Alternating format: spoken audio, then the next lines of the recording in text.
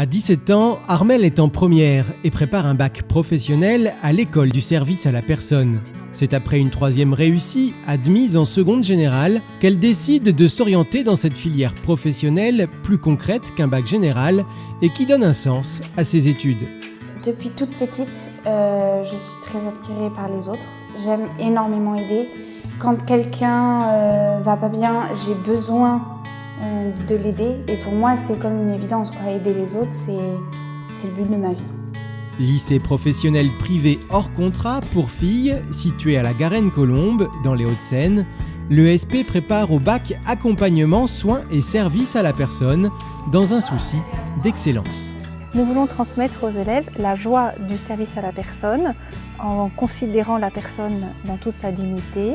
Et puis nous voulons qu'elles soient épanouies dans leur travail et qu'elles soient d'excellentes professionnelles. Nous développons le savoir-faire d'une professionnelle qui est près du patient, qui va prodiguer des soins, mais aussi un savoir-être. Elle doit être capable de répondre et surtout d'identifier les besoins de la personne pour y répondre au mieux. Ça veut dire qu'il faut qu'elle ait une capacité d'analyse, de synthèse et une bonne culture générale aussi pour avoir de la conversation avec la personne aidée.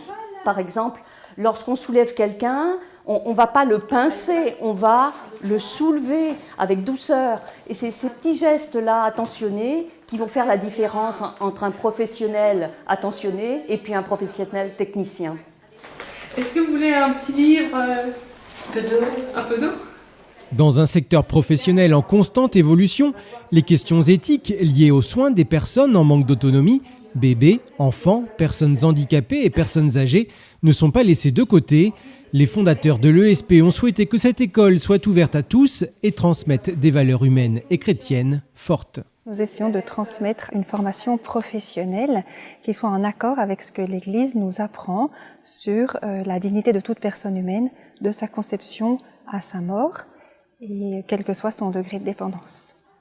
Chaque année, les élèves effectuent plusieurs semaines de stage, l'occasion de mettre en pratique leurs connaissances et de découvrir concrètement les débouchés offerts par leur formation, le soin en structure, maison de retraite ou établissement accueillant des personnes handicapées, mais aussi tout le domaine de la petite enfance avec les haltes garderies, les crèches et les écoles maternelles. Elles vont aborder le milieu professionnel avec toute la diversité que ça comporte. Et puis, elles vont aborder pour la première fois une personne en perte d'autonomie. Ici, tout est fait pour l'épanouissement des élèves. Chacune bénéficie ainsi d'un accompagnement individuel avec une tutrice attitrée. Ça leur permet d'avoir une formation qui n'est pas seulement une formation professionnelle excellente, c'est pas simplement une formation académique, c'est aussi une formation de leur propre personnalité. Dès qu'on a un petit coup de mou, dès qu'on est un petit peu découragé, on va voir la personne. Elle nous aide vraiment, elle nous donne des conseils.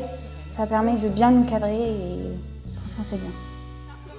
Technicité et savoir-être, l'ESP propose l'opportunité de se former à un métier, le tout dans une ambiance bienveillante et studieuse grâce à de petits effectifs. C'est une deuxième famille. Voilà.